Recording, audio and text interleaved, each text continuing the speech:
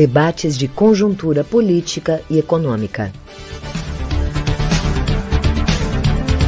Rede Estação Democracia.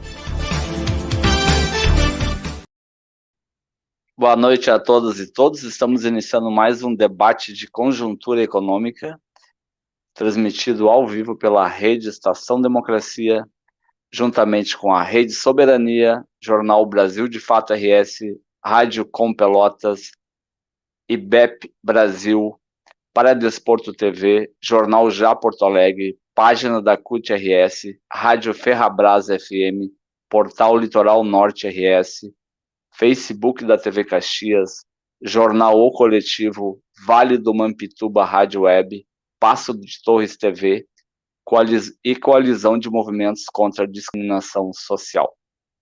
O tema de hoje é Inflação e taxas de juros, uma visão crítica.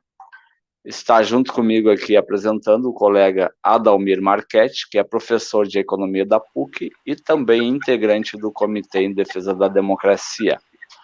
E estarão conosco debatendo o tema os professores Alessandro Miebach, que é diretor do IEP e professor de Economia da URGS, a professora Glaucia Kampreger, que é professora de Economia da Universidade Federal da Bahia, e o professor José Luiz Oureiro, que é professor de pós-graduação em Economia da UNB. Adalmir, novamente,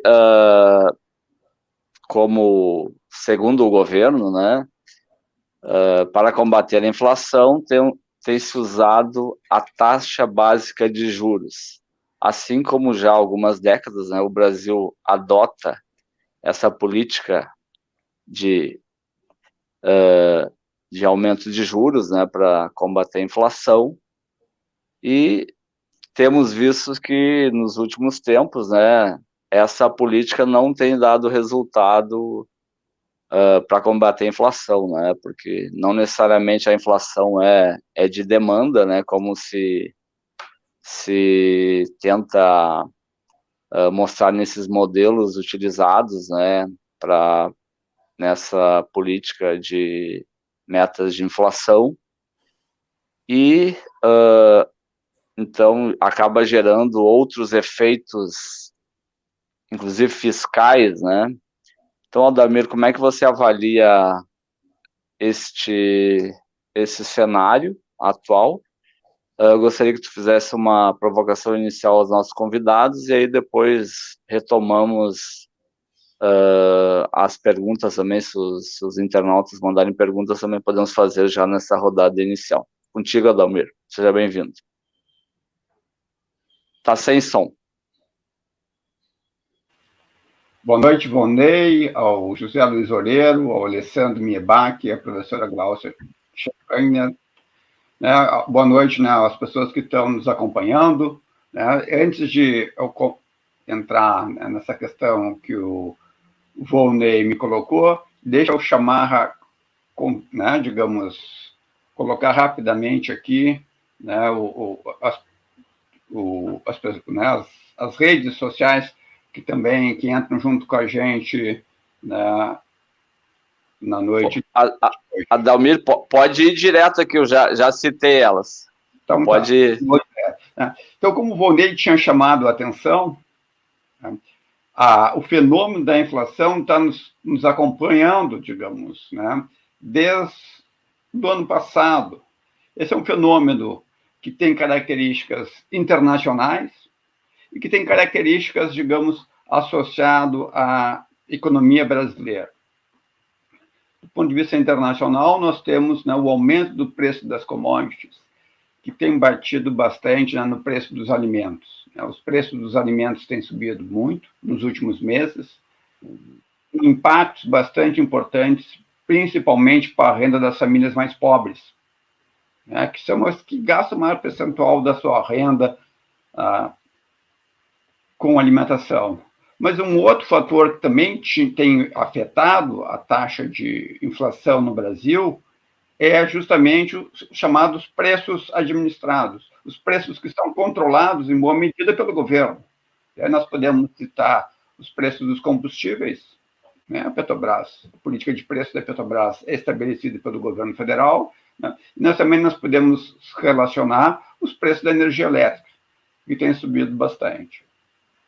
Qual foi a resposta do Banco Central, digamos, ao aumento, né, da inflação?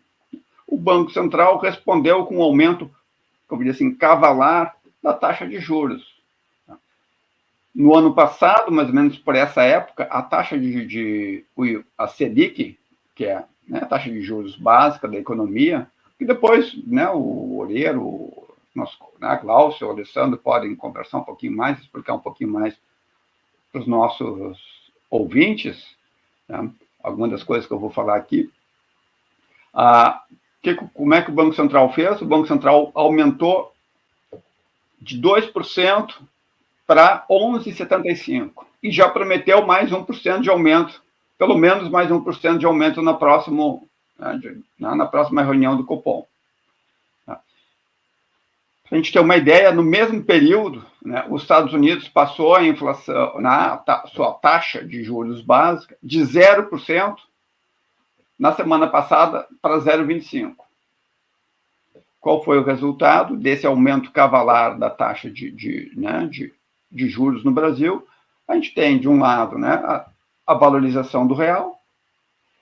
A gente pode discutir depois aqui, né, de novo, digamos, os três podem tratar um pouquinho dos efeitos da valorização do real na economia brasileira, sem certeza, a Correia tem coisas a dizer sobre esse tema.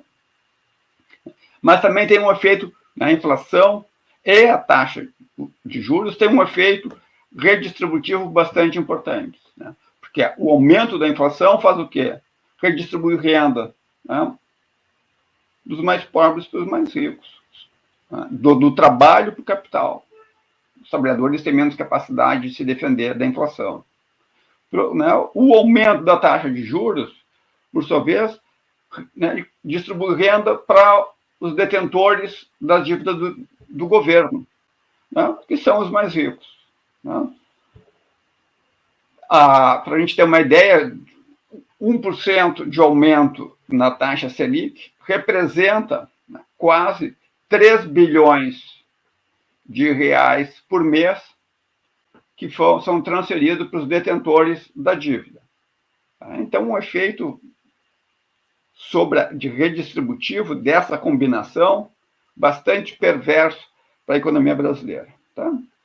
Mas, digamos, eu já levantei alguns pontos aqui, que, digamos, né, que a Glaucia, o Alessandro, né, o Oreiro podem tratar, né, também tratar um pouquinho mais, se tiverem, falar um pouquinho mais, né, do tipo de inflação que a gente está tendo, né, quem é que está sendo impactado mais, qual os setores que estão subindo mais de preço, e perspectiva, digamos, da inflação, né, para os próximos meses. E uma outra questão importante, né, em que medida essa política monetária, esse aumento da taxa de juros, vai ter um impacto, né, na redução da inflação, um tema que, né, o Volney já tratou rapidamente ali, né, digamos, falando que a gente, né, que a taxa de juros combate política, né, a política que combate a inflação de demanda, mas não combate, né, o tipo de inflação que nós estamos tendo, né, no mundo e no Brasil. Então, né, agradeço de novo a presença, né, dos nossos três convidados e passo a palavra, vamos começar com a professora Glaucia. Bom, gente, boa noite, aqui da Bahia para os colegas gaúchos e outros. O Oreiro está em Brasília agora, né, Oreiro? Mas, enfim, o que eu estava pensando, eu sempre gosto de usar esses espaços que a gente chega a muita gente, né, muito mais gente do que as nossas salas de aula, para explicar um pouco do beabá para as pessoas, para que elas possam pensar sozinhas, né, e aí não fiquem se sentindo prisioneiras desse ou daquele tipo de economista, né, daquele grupo que pensa assim ou pensa assado. E a primeira coisa que eu queria explicar para as pessoas é o seguinte, né, para a gente entender essa relação, juro, inflação, se aumentar juro, em tese, né, na cabeça aí dos economistas ortodoxos que estão no governo brasileiro há tempos, né, se isso resolve ou não resolve. Primeiro, eu acho que as pessoas têm que entender um pouquinho o seguinte, tá? Juro é uma questão muito complicada, porque ele trata de duas coisas muito complicadas, que é dinheiro e moeda, aqui eu vou fazer de conta que é a mesma coisa, tá? Mas que é dinheiro e tempo. Né? E eu acho que todo mundo sabe, já ouviu em algum momento também, né, que capitalismo é exatamente essas duas, né? Tempo é dinheiro. Por que tempo é dinheiro? Porque, na verdade, o capitalismo vive de fazer mais dinheiro, e para isso você precisa de tempo. Né? Ou você compra meios de produção, máquinas, equipamentos, mão de obra, bota para produzir coisas que você vai vender, na expectativa de fazer mais dinheiro, e, portanto, isso leva tempo. Né? Ou você tem uma aposta em relação à valorização de diferentes itens de riqueza no tempo, e isso tem tudo a ver com aplicação, não com investimento, mas essas são as duas alternativas aí do dinheiro no capitalismo, né? Que também te dá um prêmio. Então, se o investimento produtivo você o faz, né, o capitalista o faz, na perspectiva de vender e ter um retorno positivo, né? Lord Keynes, o nosso economista importante, aí, fundador da macroeconomia, né, chamava isso da eficiência marginal do capital, que é como se fosse uma taxa de juros dos próprios itens do capital, né, porque tudo rende em termos de si mesmo no tempo.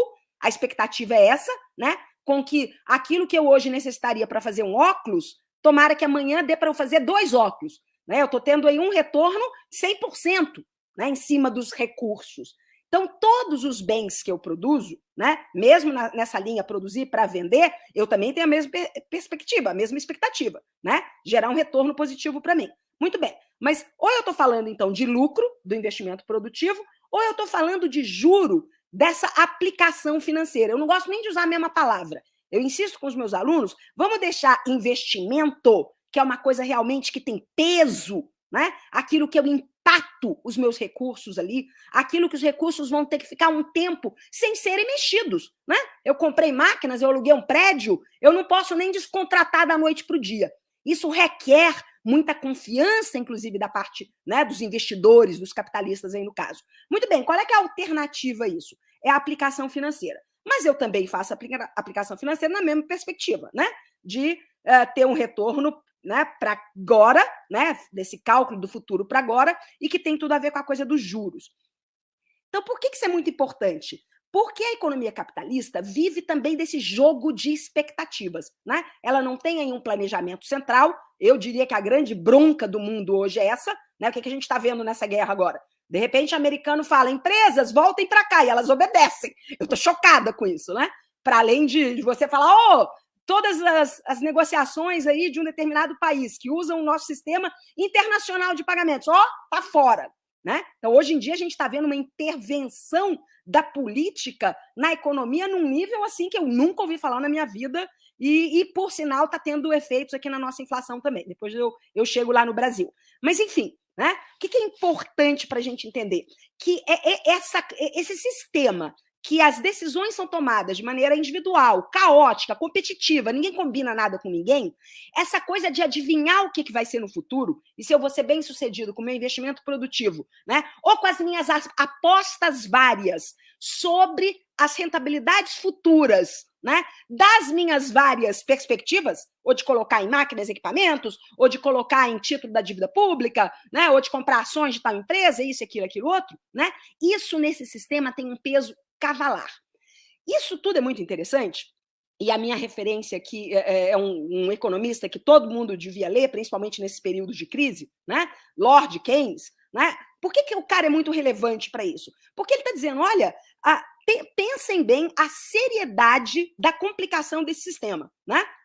Os empresários tomam suas decisões baseados num futuro que não conhecem, que não é passível de cálculo probabilístico, né?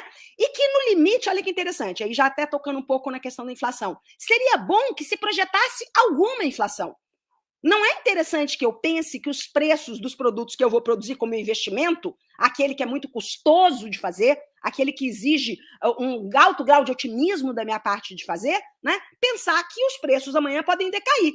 Né? Quem quiser saber alguma coisa da desgraça que é uma deflação, procure alguma coisa sobre o Japão para vocês verem. Né? Coitados dos japoneses. Estão desde lá dos 90 vivendo com isso. Tá? E toda vez que eles fazem um plano... Olhem, gente, eles fazem plano para chegar na inflação. Né? E são mal sucedidos quando eles preveem lá, queremos chegar no 2. Eles nunca chegam. Tá? Faz anos, faz décadas que eles tentam fazer isso. Por que isso é positivo? Né? Porque, dado esse sistema de tomada de decisões, elevação de preço no futuro, né? Pequena, verdade, pequena, é alguma coisa desejável para que eu me estimule a gastar, ainda mais gastar produtivamente. Muito bem. Um outro item, né, que é importante, então, para a gente entender aí, o juro não apenas tem a ver com essa antecipação do futuro, mas tem a ver também com o que no presente é a moeda.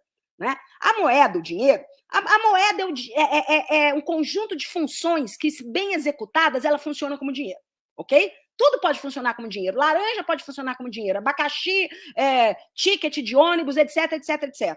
Ok? Mas, se você tem o conjunto das funções do dinheiro, a principal delas, unidade de conta, servir como referência para fazer todos esses cálculos, ainda mais esses cálculos de antecipação do futuro, ok? Então, a função unidade de conta, meio de troca, né? Liquidar contratos, compra e venda, né? no cotidiano, e a função reserva de valor, se a moeda nacional cumpre muito bem essas três funções, ok, ela é o dinheiro vigente, tá? Muito bem. Mas, olha que interessante, o dinheiro, né, e a moeda nacional, quando está funcionando perfeitamente bem aí, né, ele tem uma demanda infinita. Todo mundo quer dinheiro, né? E olha a complicação, mais ainda no mundo moderno, né, que o dinheiro fiat, o dinheiro que é produzido à la louca, né, ou não à la louca, já a gente fala um pouquinho sobre isso, não apenas pelos governos, como pelos bancos, né, ele pode ser produzido também infinitamente, mas não é desejável. Não é desejável. A gente tem que gerir uma certa escassez do dinheiro, né? Mas ela é fictícia, não tem nada a ver, gente, com lastro, ouro, metais, alguma coisa que já se acreditou no passado, ok? Mas ele tem que ser estável. Por quê? Porque tudo mais tem que variar. Tudo mais é que eu tenho que saber se eu vou investir em sorvete ou picolé, ok? Então, o dinheiro tem que ter a sua oferta mais ou menos controlada. O que eu quero dizer com isso? Isso não tem nada a ver com ela ser fixa, ou com ela estar abraçada em alguma coisa que é fixo. Seja o algoritmo matemático do Bitcoin, que é uma ilusão daqueles guris nerds malucos lá que criaram o Bitcoin, né? Seja as minas de ouro do planeta. Não é isso, né? Por quê? O dinheiro ele tem que ser estável, a oferta dele tem que ser minimamente controlada, mas tem que ser flexível, tem que ser de acordo com as necessidades do sistema. O que significa isso? Que quando você está aí numa fase de down, né? Você está aqui na recessão, na crise, o dinheiro tem que rolar fácil. Aliás, é o que os americanos ensinaram para o mundo, não só japoneses, europeus e todo mundo, né? Na crise de 2008. Solta a franga, libera geral. Faz aí o tal do quantitative easing, né? Governo emite, tentando fazer de tudo para que a população tenha dinheiro na mão, para que o juro seja mais baixo, para que a perspectiva de lucrar no investimento produtivo, né, o retorno, a taxa de retorno esperada do investimento, possa não ser tão alta para poder superar a taxa de juros que é a sua referência, né? Para que as pessoas não queiram, não prefiram o dinheiro, né? Aliás, o Keynes é o cara que vai explicar. A taxa de juros não tem nada a ver com oferta e demanda de recursos emprestáveis no mercado, né? Que, por sinal, são criados do nada. Banco cria crédito simplesmente botando uns zerinhos lá no meu especial e deu, ok? Não tem essa coisa que banco empresta os fundos de outras pessoas que estão lá, né? Mas eu almejo aí, e o governo tenta controlar isso, né? Essas taxas de juros. Um minuto, professor. Estou acabando. Tendo em vista essas necessidades da economia. Muito bem, então, para que eu estou dizendo isso? No período de down do ciclo, a taxa de juros tem mais é que ser baixa. O mais engraçado, na fase de prosperidade, o oposto, né? Eu tenho mais é que impedir que mais e mais investimentos produtivos aconteçam, né? Que eu crie bolhas, que eu esteja perto aí sim de uma inflação de demanda, ok? Muito bem. O que eu queria só falar de Brasil, e aí os nossos companheiros aí seguem o baile. Brasil é uma coisa muito interessante, né? Porque o governo Bolsonaro, em 19, em 20, jogou a taxa de juros lá embaixo. Né? E muita gente falava, viu, agora sim, né? Porque o Brasil, gente, sempre teve, historicamente, taxas de juros elevadas, tá? O sistema bancário brasileiro nasceu de poucos bancos e grandes bancos, né? E insuficiente, se você quisesse realmente fazer políticas de crédito estimulando investimento produtivo. E toda vez que alguém brigava e falava, tem que baixar a taxa de juros, tem que baixar a taxa de juros, não dá, as condições não permitem. Né? Muito bem, aí o Neto lá assumiu e colocou as taxas de juros lá embaixo. Isso, Volney, em relação àquela tua provocação inicial, também estimulou a inflação agora, ok? Porque naquele período foi uma queda rápida, brusca, né? Baixou o piso, que é a referência que a gente tem em relação ao risco país no mundo, que funciona meio que um piso para as taxas de juros, né? Por quê? Porque senão os capitais daqui vão inteiro para fora, né? E baixaram até lá embaixo. E qual era a perspectiva? Ah, com isso a gente vai estimular o investimento produtivo. Não vai, gente. Não é só uma taxa de juro baixa. O capitalista tem que ter perspectiva de uma rentabilidade no mundo dos negócios de verdade, né, no mundo real do investimento produtivo, de retorno maior que essa taxa de juros. Se está todo mundo pessimista, não tem por que eu investir só porque o juro foi lá para baixo. Mas aconteceu uma outra coisa que está repercutindo na inflação agora, que foi, não agora, né? Agora já começou a reverter, como a Dalmir estava falando, né? Mas você fez uma desvalorização da moeda nacional, que junto com o aumento das commodities, que começou a voltar ano passado, né, você fez com que o preço dos importados fosse muito pesado aqui dentro. Por quê? Porque a gente está dependendo de muita coisa importada. Por exemplo, os fertilizantes agora da Rússia. Ok? Fora as fórmulas de cálculo, que nem a Dalmir estava lembrando agora, né, de petróleo aqui, por exemplo, que acompanham o preço internacional. Quer dizer, aí você desvaloriza a moeda nacional, né, esperando que magicamente, até quero ver o Oreiro falar um pouco sobre isso, né, porque às vezes os novos desenvolvimentistas também têm um peso meio exagerado nessa questão cambial, como se isso sozinho desse conta. Duvido que o Oreiro diga que isso sozinho dê conta, né? Claro que não. Mas às vezes parece que a gente tem uma ênfase exagerada sobre isso e parece, né, que o Campos Neto era um do nosso lado aí porque estava fazendo isso. E, na verdade, você tem que ter cuidado, porque tem toda uma coisa do que está acontecendo lá fora e do que está acontecendo aqui dentro. Então, assim, para resumir, se alguém me perguntar, tá, e agora? Subir a taxa de juros vai segurar os preços? Não, não vai. Essa inflação tem a ver aí com o preço dos importados, cotados em dólar, né? Aqueles que a gente compra e aqueles que a gente vende lá fora, que é cotado em dólar, mas que é produto, inclusive, nosso, nacional. Então, tem isso. Ok? Tem ainda um resto de desorganização da oferta que vem da crise do Covid, desorganizou cadeias produtivas no mundo inteiro. Acho que todo mundo ouviu falar da crise dos containers, a crise dos chips, né? Tem matérias-primas que até hoje estão em falta. Então, isso é um problema muito sério também da inflação, e por isso que ela é mundial, que nem o Dalmir comentou, o Volney também, né? E em cima disso, de que me adianta aumentar juro, né? Fora que, como dizem os economistas aí, que a gente nem conhece, né? Qual é que é esse modelinho, a fórmula mágica lá do Banco Central, que indica para eles que a única solução é aumentar juro, aumentar juro, aumentar juro. É isso. Obrigado, professora Gláucia. Adalmir, vou te passar para tu fazer uma provocação pro Oreiro. Acho que já tinha colocado algumas questões ali para o Oreiro. Acho que a professora Gláucia já fez uma provocação, eu também gostaria de ouvir o Oreiro, né? E a pergunta que eu gostaria de fazer para o Oreiro é como é que ele vê essa questão da valorização da taxa de câmbio com a taxa de juros, né? E como é que isso, digamos, vai bater no processo, né, da estrutura da economia brasileira, que já sofre por um forte processo de desindustrialização, né? De certo modo, a gente imaginava que a taxa de câmbio ia ficar um pouquinho mais desvalorizada, né? Isso pode ajudar, digamos, a indústria nacional a ser mais competitiva do ponto de vista internacional, né?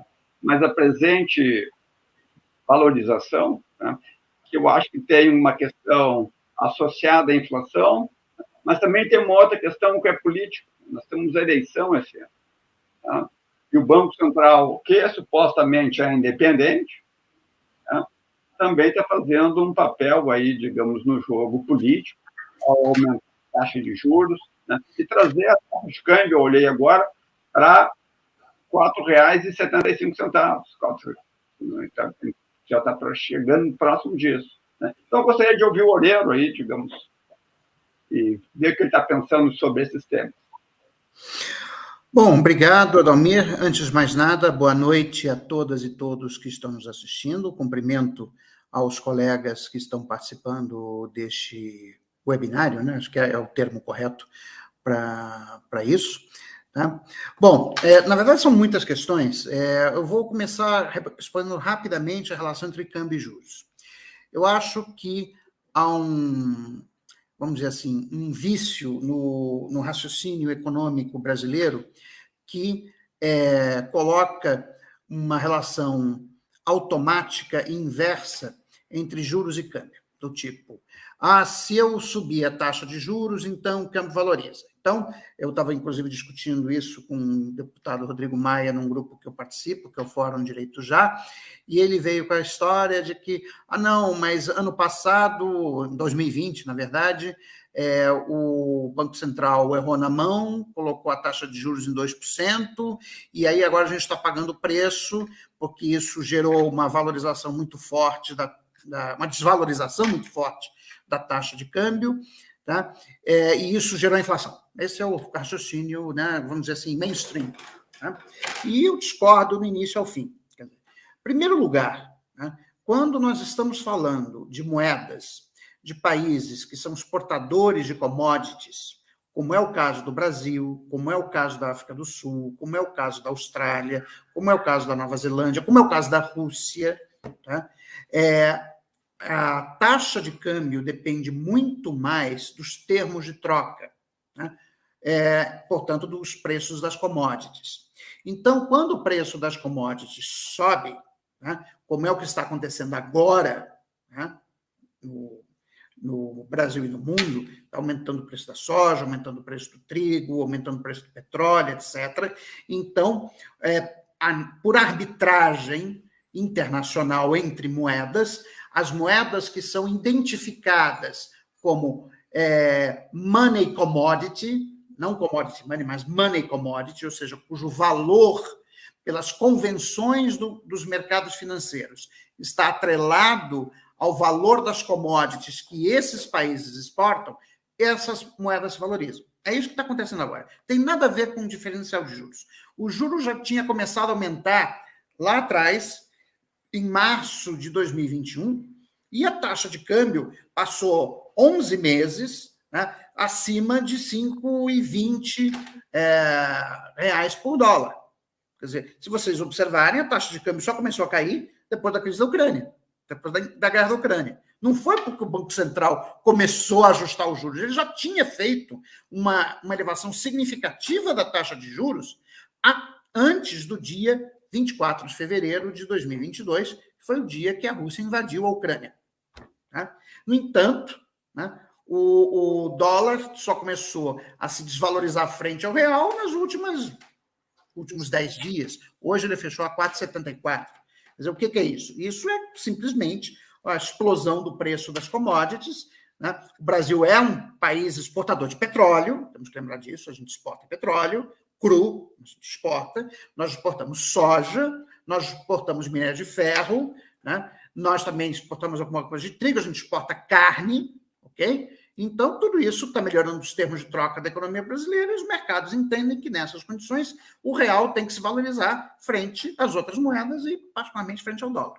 Okay? Então, isso é muito mais importante para países exportadores de commodities. A evolução dos termos de troca é muito mais importante do que o diferencial de juros. É lógico que o diferencial de juros dá um atrativozinho a mais, né, para os especuladores internacionais, afinal de contas, quem que não quer ganhar 11,75 sem fazer nada? Né? Isso é realmente muito atrativo. Bom, agora vamos voltar à questão da inflação. Quer dizer, o que aconteceu com a inflação? Né? Entre o final de 2016 e 2019, a inflação vinha caindo. Mas não foi por causa do teto de gastos, como me disse o deputado Rodrigo Maia no debate no WhatsApp. Porque foi que a gente colocou o teto de gastos, e aí, então, a taxa de juros pode cair, a inflação pode cair, etc. Não foi nada por causa disso.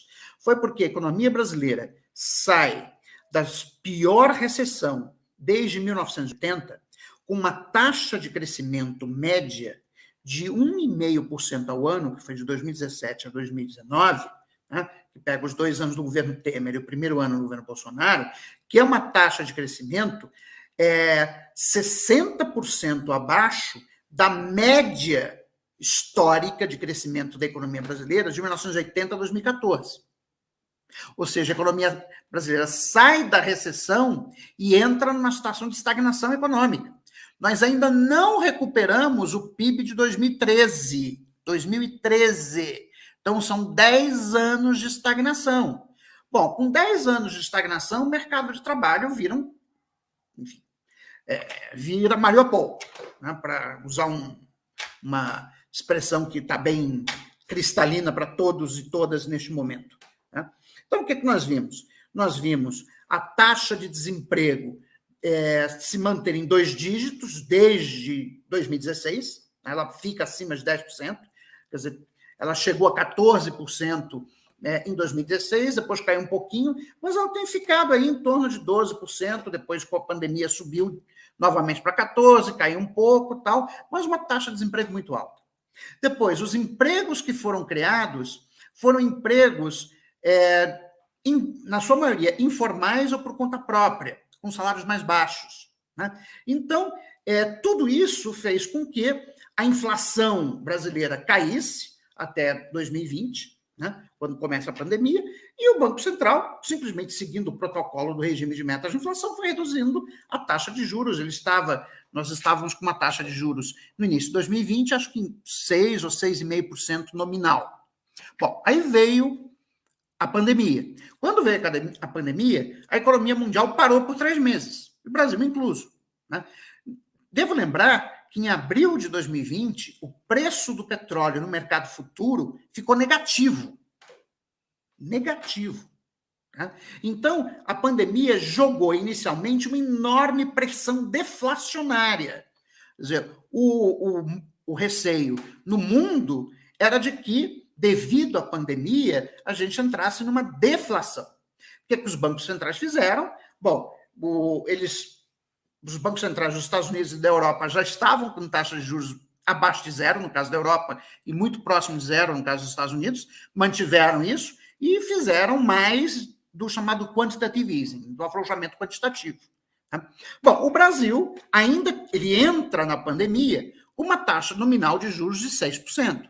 Bom, o que é que o Roberto Campos Neto fez? Ele fez o correto, diga-se de passagem.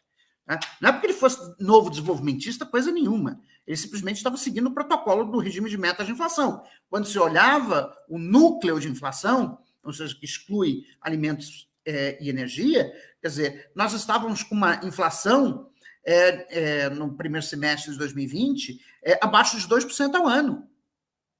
Ou seja, a inflação, o núcleo de inflação estava muito abaixo da meta. Então, cumprindo o protocolo do regime de metas de inflação, o Banco Central agiu de acordo com esse protocolo, que foi reduzir os juros até 2%. Foi aí que começou a ter o debate sobre se o Brasil deveria parar nos 2% ou fazer como os países desenvolvidos e levar a taxa de juros a 0%, que foi o debate sobre o chamado Zero Lower Bound, né? Qual seria o limite mínimo de taxa de juros no Brasil. Foi aí que se deu o telefonema famoso do Campos Neto para o André Esteves, enfim, aquilo que todo mundo ficou sabendo. Bom, mas assim, essa parte da política foi absolutamente correta. Tá? O Banco Central agiu corretamente do ponto de vista do protocolo do regime de metas de inflação e também para preservar a atividade econômica. Bom, o que acontece a partir do final de 2020, início de 2021, é de que as economias desenvolvidas e a China começam a reabrir, né, porque você começa a vacinar a população, né, e essa reabertura ela é seguida por pacotes muito fortes de estímulo à economia. O Biden fez 3 pacotes, que se juntar tudo dá uns 5 trilhões de dólares de estímulo. A Europa também fez pacotes de estímulo, né, de 750 bilhões de euros. Então, você teve um enorme impulso fiscal no momento que a economia está podendo reabrir, né, devido ao relaxamento das restrições com a Covid. Bom, isso permite uma recuperação muito rápida do nível de atividade econômica nos Estados Unidos e na Europa, mais rápida nos Estados Unidos. A criação de emprego nos Estados Unidos foi muito veloz. Hoje, o nível de emprego nos Estados Unidos é maior do que o nível pré-pandemia, na Europa ainda não. Tá? Mas o fato é que você recuperou muito rápido. Bom, aí é que veio o problema com as cadeias de suprimento. Quer dizer, você interrompeu, né, as cadeias internacionais de suprimento durante vários meses e, de repente, estava pipocando no mundo inteiro demanda por diversos produtos, não só matérias-primas, mas insumos intermediários, e a logística mundial não deu conta. E aí, então, o que é que acontece? O preço dos insumos intermediários usados na indústria começa a subir. Começa a subir o preço do frete, começa a subir o preço dos insumos eletrônicos, etc, etc. A inflação começa a subir. Isso atinge o Brasil também. Né? O preço do petróleo, que tinha... Lembra que eu falei que em abril de 2020 tinha ficado negativo? Em 2020, a OPEP reduziu a oferta de petróleo em 10 milhões de barris dia, né? E manteve isso inalterado até recentemente, até o início da guerra da Ucrânia. Então, você tem uma recuperação muito rápida das economias desenvolvidas e da China, né? E a resposta de curto prazo da oferta não foi equivalente, devido aos problemas de gargalos nas cadeias de suprimento e também devido ao fato de que não só a OPEP tinha reduzido a sua produção e exportação de petróleo, como também vários investimentos em prospecção de novos campos não foram feitos ao longo da pandemia. Isso leva o petróleo quase a $70 o barril ao longo do ano de 2021. Com isso, a inflação no mundo inteiro, não é só no Brasil, sobe. Bom, é aqui que começa vamos dizer assim, a divisão entre qual foi a resposta das autoridades monetárias... Um minutinho, professor. Eu preciso mais 5, só para terminar o meu raciocínio. Aqui que começa a divisão entre as respostas de política econômica nos países desenvolvidos e no Brasil. Nos países desenvolvidos, apesar, Estados Unidos, por exemplo, a inflação...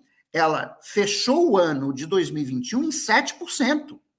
É o maior nível desde o início da década de 80. E qual foi a reação do Federal Reserve? Nenhuma. A inflação na Alemanha chegou a incríveis 4% no ano de 2021. Na área do euro, como um todo, um pouquinho menos, 3,5%. Mas, assim, muito acima da meta de inflação do Banco Central Europeu, que é de 2%. Qual foi a resposta de política monetária? Nenhuma. A Christine Lagarde, simplesmente quando era perguntada, ela dizia, olha, a inflação está aumentando na Europa por razões que acontecem fora da Europa.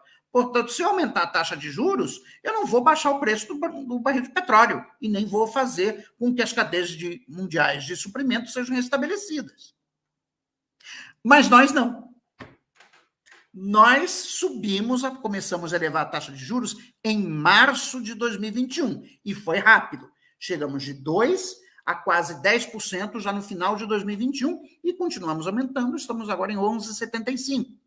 Então, o que eu quero deixar para reflexão aqui é que as respostas diferentes diante do mesmo fenômeno, enquanto os bancos centrais dos países desenvolvidos reagiram a uma forte elevação da inflação por choque de oferta, mantendo basicamente inalterada a sua taxa de juros, o Federal Reserve só aumentou agora em março, e mesmo assim 0,25%, né?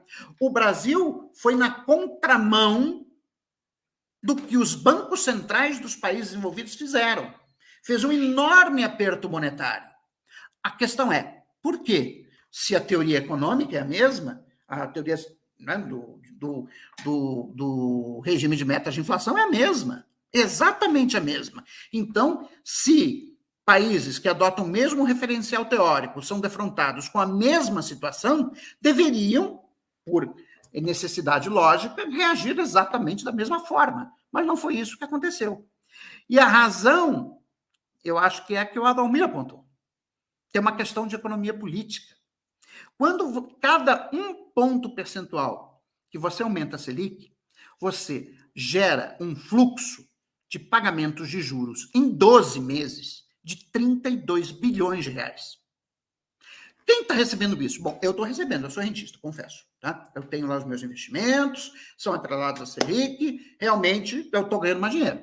Tá? Mas tem outros, né, outros rentistas e financistas que estão ganhando a cada ponto de aumento da Selic 32 bilhões de reais. Então, esta última elevação da Selic vai redistribuir 32 bilhões de reais da sociedade como um todo para um grupo de, sei lá, talvez 100 mil pessoas. Tá? Então, enfim, eu quero, de momento, ficar por aqui, depois a gente pode desenvolver mais. Muito obrigado. Obrigado, professor. Vamos passar, então, para o Alessandro, Adalmir. Eu tenho uma pergunta para o Alessandro, não sei se tu tem também, Adalmir. Não, pode colocar outra pergunta, Vonei. Então, Alessandro, como falaram os nossos convidados que já expuseram, o professor Aurélio e a professora Glaucia, a taxa básica de juros tem aumentado, né? Há um ano que ela tem aumentado, começou lá em março de 2021, e então passou de 2% para mais de 11%, né? E nesse período, como é que as pesquisas do Instituto de Estudos e Pesquisas Econômicas, o IEP, da URGS, que faz o índice de preço ao consumidor, e também, eu acho que tem um eco aí, gente, acho que alguém está com o microfone aberto. E também calcula o custo da cesta básica da região metropolitana de Porto Alegre, né? Então, nesse último ano, como é que vocês têm percebido a elevação de preços, né? Vamos lembrar também que juros é custo, né, para quem busca empréstimos. Aí, num momento de crise como esse, aumento da informalidade, queda da renda das famílias, são poucas famílias que não têm entre seu custo mensal ali, nas suas contas mensais, algum empréstimo consignado, né, para quem é assalariado, ou algum empréstimo, outro tipo de empréstimo, né, e as próprias empresas também, sobretudo as pequenas e microempresas, né, que dependem muito de empréstimos para operar. Então, como é que vocês têm percebido essa elevação de preços aqui na região metropolitana, Alessandro? Também, se quiser comentar sobre os dados do Brasil, fique à vontade, seja bem-vindo. Muito obrigado, uma boa noite a todos, uma felicidade de estar aqui com vocês. Indo diretamente à questão sobre as variações, tá? O que a gente observa, e eu vou, em alguma medida, seguir um pouquinho o que o professor Aurélio já tinha colocado.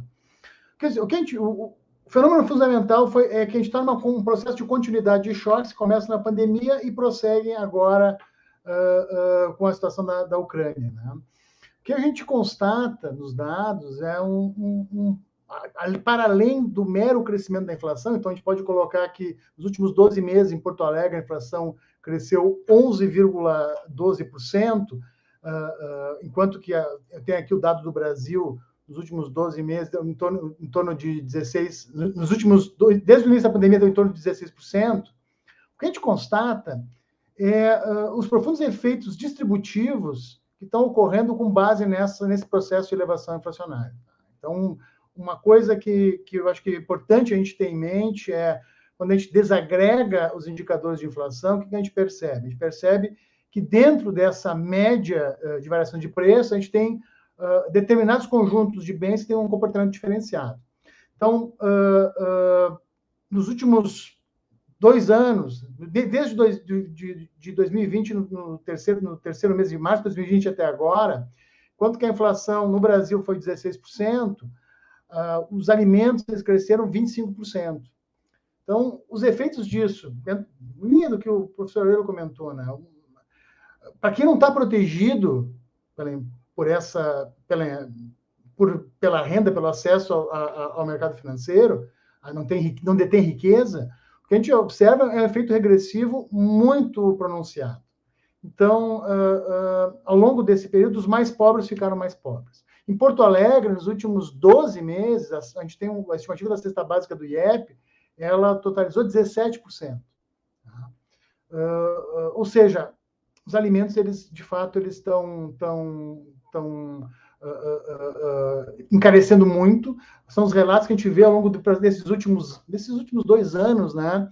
Que eu acho que tem que ser colocados aqui de maneira muito assertiva, né? Que são as pessoas pessoas se alimentando no lixo, pessoas, a gente tendo comercialização de ossos, né? Os ossos, não só a busca, mas eles entrando como uma mercadoria sendo vendida em alguns espaços de varejo do país, cabeças de peixe.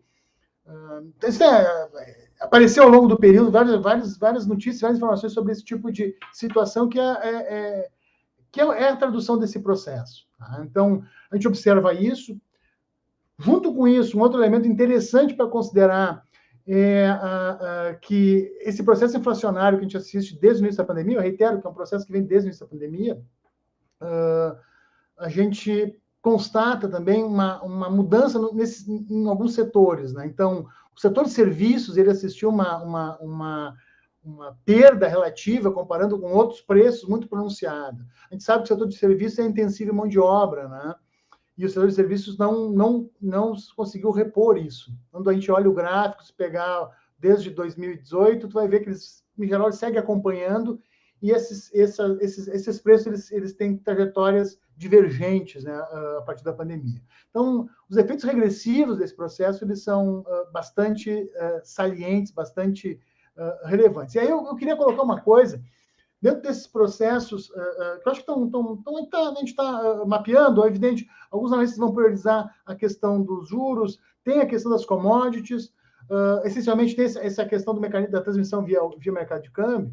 O que eu queria chamar a atenção, para além disso, é que isso, em geral, né, a gente percebe como expressões de curto prazo. Né?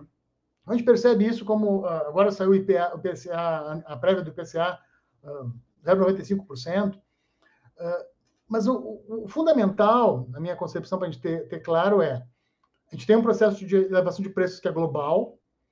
Se falou dos Estados Unidos, eu poderia, por exemplo, olhar o México, a inflação do México realmente chama atenção. Isso para não falar de casos extremos, não estou falando de Turquia ou Argentina, estou falando do México, a própria inflação da Indonésia, o G20 todo apresentou elevação da inflação. O Brasil também apresentou a elevação da inflação. E aqui a gente teve o efeito da crise hídrica na energia. Mas o ponto que eu queria chamar a atenção é o seguinte: para além disso, e para além de um choque global que ocorreu, a gente tem que ter claro que a gente também assiste nesse processo inflacionário a maturação de uma série de arranjos institucionais que surgiram com essa, o que eu poderia designar como uma retomada neoliberal. Tá? Eu queria pontuar dois exclusivamente nessa primeira intervenção. O primeiro é que, desde o governo Temer, a gente observa uma mudança na concepção em termos dos estoques reguladores de alimentos. Quando a gente observa, por exemplo, se a gente acessar, é um dado que eu gosto de acompanhar, que são indicadores da FAO. A FAO tem a base de dados da FAO, do Órgão das Nações Unidas para a Alimentação, é bastante interessante, que a gente observa desde essa pandemia, eu tenho acompanhado isso, os alimentos crescendo. O que a gente vai ver se a gente vai observar a FAO, observar os organismos internacionais, observar qualquer país minimamente preocupado, né, com uma certa noção da sua própria dimensão, né, que eu vou ter estoques reguladores de alimentos. E a gente, em nossa sociedade, a gente permitiu a depressão desses estoques. Então, a gente não tem o que fazer se agora eu tiver um choque de fertilizantes e um choque de alimentos, de grãos, com o preço do trigo explodindo. Tá? Isso é gravíssimo. A gente aceitou isso. Então, tem o choque de inflação e tem o choque neoliberal. Tá? Segundo ponto, o petróleo, que já foi mencionado aqui, para além da política de preço, a gente tem a política de decomposição da estrutura da Petrobras. A gente tem a política de reposicionamento da Petrobras em termos da distribuição da Petrobras e em termos do refino. Eu não vou entrar por muitos detalhes, tem uma literatura que está emergindo, isso mostrando como essas decisões são danosas e expõem um país de 220 milhões de habitantes a esse tipo de choque. Então, a gente está tendo um choque aqui mais pronunciado. Se a gente olhar a série de dados, o Brasil tem uma inflação mais alta. Um dos elementos é esse. A gente tem essas transmissões que estão sendo mais pronunciadas para a nossa sociedade. Né? A gente sabe que isso vai afetar essencialmente os mais pobres. Então, me parece que é evidente, a gente vive no imediato e a gente tem que responder às questões de curto prazo dessa aceleração imediata. Mas eu queria chamar a atenção e tentar pontuar isso, que para além desse choque, que provavelmente em algum momento vai se dissipar, né, tende a se dissipar, tá? a gente vai precisar repensar uma série de elementos, tá? Essa questão da segurança alimentar, segurança nutricional do país, isso tem que ser revisto, é uma necessidade a gente retomar essa reflexão e recompor alguns estoques, que, no fundo, não só protege a variação do preço para quem consome, mas também, em uma medida, protege a agricultura produtora de alimentos. E aqui, para encerrar essa minha primeira participação, não quero tomar muito tempo, só comentar uma coisa dentro disso, né, dessas complexidades. A gente está assistindo, os preços das commodities subiram e os preços das importações vão subir. Os preços dos fertilizantes vão subir. Então, observem que coisa perversa. A gente pode ter uma situação no qual a agricultura exportadora de grãos, que inclusive é subsidiada pela Lei Candir, a gente sabe disso, também a gente pode comentar sobre isso depois, ela vai ganhar, ou ela vai, na pior das hipóteses, compensar o efeito dos fertilizantes. Os nossos produtores, dependendo do tipo de fertilizante que for utilizado, sendo evidente, os nossos produtores domésticos, que produzem para nos alimentar, talvez tenham perda de rentabilidade em função disso. Tá? Então, eu queria reiterar que a gente precisa repensar uma série de elementos estruturais que, às vezes, a visão fiscalista mais vulgar, que parece ser dominante do país nos últimos anos, ela tende a não focar nisso. Então, a transformação estrutural ocorre, pouca gente se preocupou com essa questão dos estoques de alimentos, só que quando a coisa acontece, a gente se vê uma situação muito complicada do ponto de vista de como a gente vai responder. Então, assim, eu acho que as estratégias de elevação dos juros positiva ou não positiva, eu acho que concordo, tendo como concordar com o professor Oreiro, digamos, o efeito do ponto de vista da atividade vai ser muito pronunciado. Mas, é evidente, são respostas de curto prazo, são respostas que lidam com essa questão conjuntural. A gente vai ter que responder conjunturalmente, vai ter. Provavelmente tem um pouco da resposta dos juros está associada a essa correlação de força, a questão do mercado financeiro, etc. Mas a gente não pode perder de vista nesse processo e não cair, digamos, nessa perspectiva neoliberal que insistiu para nós em analisar os fenômenos no curto prazo, imediatos, e não lidar e pensar como a inflação se manifesta também é resultante de processos estruturais que a gente vem vivendo e que a gente tem que interromper. Então, é preciso repensar a questão da política de preços agrícolas, a questão de estoques, é preciso repensar, talvez, inclusive, e aí já até enfatizando o problema, repensar, inclusive, essas questões de incentivos de impostos para a agricultura de exportação. Em alguns momentos, talvez, se ela está muito rentável, talvez seja interessante ter alguma forma de atuação via impostos. A questão da Lei Candir é absurda, é uma aberração, né? E a partir disso, pensar em questões como para que uma estatal de petróleo? Eu acredito que uma estatal de petróleo o fundamento dela é evitar a volatilidade para a sociedade brasileira, que, em última análise, é a proprietária da estatal, porque ela se constitui como a fonte do poder soberano que elege esses governos. Me parece meio tautológico isso. E não ela ter como foco prioritário dela gerar o privado. Aí tem uma série de questões. É evidente que ela tem que ser rentável, o mecanismo de mercado auxilia na geração de eficiência, tem esse elemento a se considerar, mas me parece que o que esse processo enseja, a compreensão dele nos oferece, para a gente pensar, são as questões de natureza estrutural, para além da conjuntura, que é complicada e que provavelmente vai ser muito ruim ao longo desse ano, dado, inclusive, a redução como a gente tentei acabar de comentar com vocês, a redução da capacidade do Estado no sentido de tentar fazer políticas de mitigação. É evidente que o choque vem e o choque acontece, né? E ele se coloca. É impossível eliminar o choque. Agora, a magnitude de transmissão está muito dada pela concepção de Estado, e a concepção de economia, e a concepção de sociedade que a gente permitiu, de certa maneira, que se estruturasse no país nos últimos 8 anos. Acho que por início era isso, Volney, a primeira colocação para a gente pensar. Obrigado, professor Alessandro. Adalmir, ainda temos 5 minutos antes do intervalo. Eu vou te passar, se você quiser fazer um comentário sobre essas falas iniciais, ou alguma outra pergunta.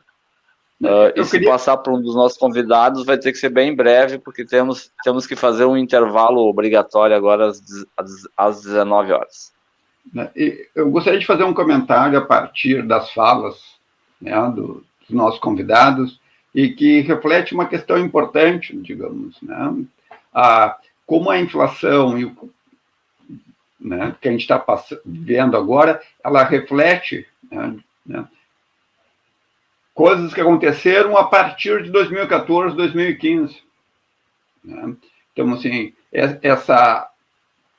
digamos, mudanças, né, que foram feitas na economia brasileira, né, que já, diga-se de passagem, algumas delas já começaram no segundo governo Dilma, mas se intensificaram, né, a partir do golpe, com mudanças que foram feitas na sociedade brasileira, que o Alessandro definiu aí como neoliberais, que é o termo correto para se utilizar.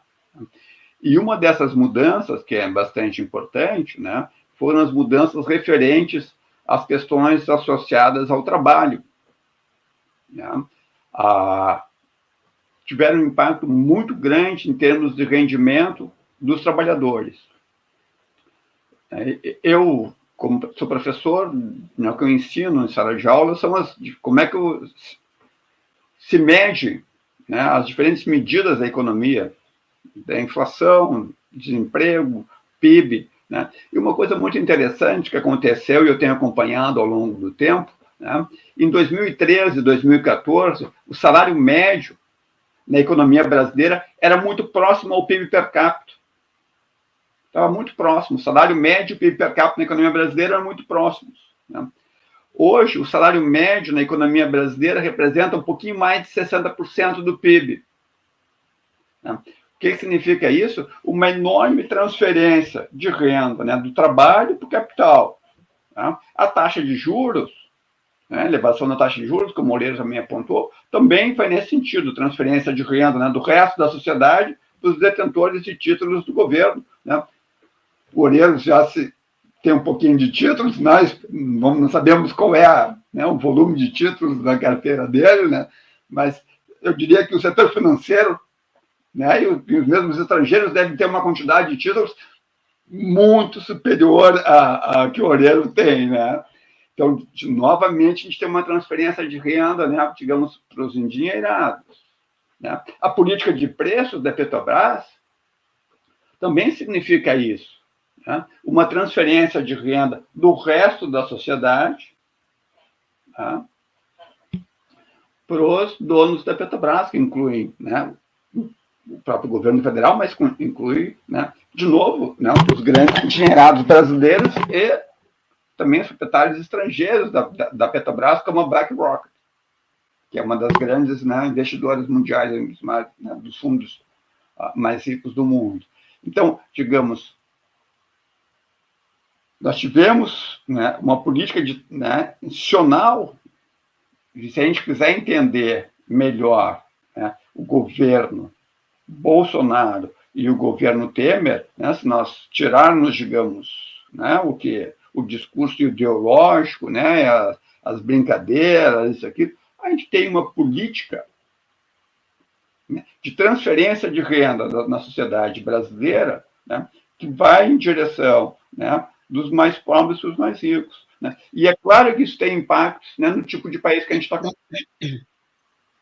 Então, era isso que eu queria chamar a atenção, né, e depois eu gostaria de ouvir. Nós temos que ir para o nosso intervalo, né, Valneide? Nesse minutinho que falta aí, eu queria fazer uma provocação para todos, porque essas questões que vocês colocaram, tanto da transferência de renda, quanto dessa incoerência em relação a fazer o que o resto do mundo está fazendo, que o Moreira chamou atenção, eu acho que a gente tem que responder para os nossos internautas aí por que agora sim, ano passado não. Né? Já poderia ter feito uma taxa de juros ano passado com esse objetivo de transferir renda, né? Ano passado. Obrigado, professora. Já retomamos, tá, professora? Vamos ter que fazer um intervalo agora. Ok. Agradecemos a participação dos telespectadores da TV Caxias. Vamos fazer um breve intervalo e já voltamos com o debate de conjuntura econômica. Completamos 2 anos de pandemia e estamos a cada dia mais próximos de controlar esse vírus que abalou todo o planeta e tirou a vida de milhões de pessoas. Mas ainda é cedo para virarmos a página da Covid, mesmo que tenhamos vontade, porque, apesar de termos vencido muitas batalhas, a guerra ainda continua. A flexibilização dos protocolos de segurança é o tema mais discutido do momento e, por isso, é importante fazer algumas considerações. Todos os estudos sérios confirmam que o uso de máscaras reduz drasticamente a chance de contágio. E essa realidade não muda em um cenário onde os casos estão diminuindo. Isso quer dizer que, ao escolher usar a máscara, a gente segue mais protegido e protegendo a todos. Em diversas regiões do país, já não é mais obrigatório o uso da máscara, mas é óbvio que escolher se manter protegido é uma opção inteligente. Afinal, qual o prejuízo de usar a máscara por mais um tempo? Nenhum. E os riscos? Apesar de menores do que nos períodos de pico, eles ainda existem. Então a lógica deve ser respeitada quando formos tomar essa decisão. O espaço é fechado ou tem muita gente ao redor? Use a máscara. Vamos também seguir os protocolos e sim, estar com a vacina em dia. Em breve vamos colher os frutos da nossa escolha e a segurança sempre é a melhor opção. Portal da Vacina é o Brasil todo conectado para pôr um fim na pandemia.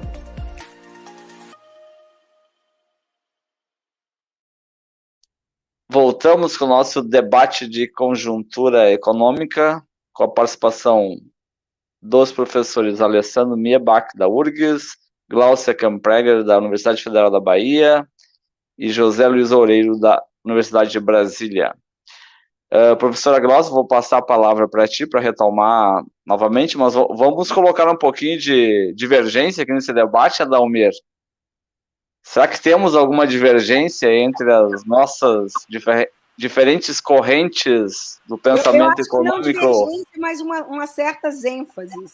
Aqui temos a professora Glaucia, que tem trabalhado com a chamada nova teoria monetária, e o professor José Luiz Oureiro, que é do novo desenvolvimentismo.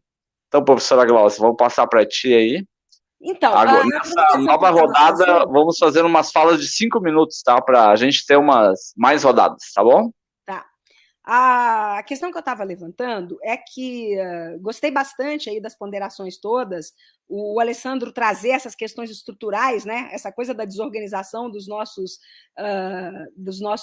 armazéns, a destruição do potencial de produção da Petrobras, enfim, é óbvio que isso tem que ser lembrado. Para todo mundo que está em casa, isso aqui é complicado da economia, né? Porque tem muitas coisas que são estruturais, de mais longo prazo, conjunturais, né, de mais curto prazo, e que ainda por cima tem a ver com questões internas, questões externas, é muita coisa para ser levada em conta. Mas a minha questão é o seguinte, né?